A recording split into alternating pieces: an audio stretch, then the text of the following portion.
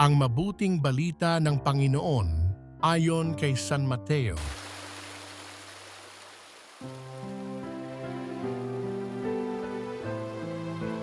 Noong panahong iyon, sinabi ni Jesus sa kanyang mga apostol, "Huwag kayong matakot sa mga tao.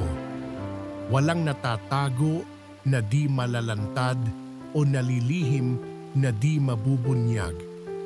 Ang sinasabi ko sa inyo sa dilim, ulitin ninyo sa liwanag, at ang ibinulong sa inyo ay inyong ipagsigawan.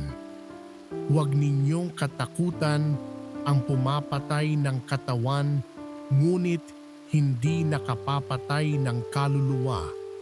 Sa halip, ang katakutan ninyo'y ang nakapapatay ng kaluluwa at katawan sa impyerno.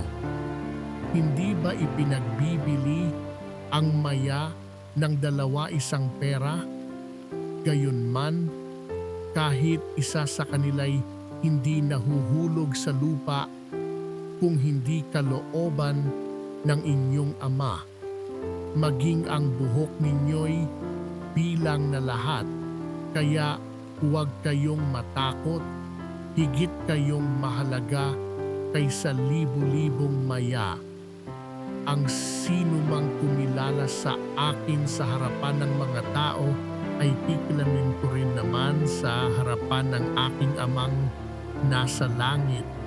Ngunit ang magtatwa sa akin sa harapan ng mga tao ay itatatwa ko rin naman sa harapan ng aking Amang nasa langit."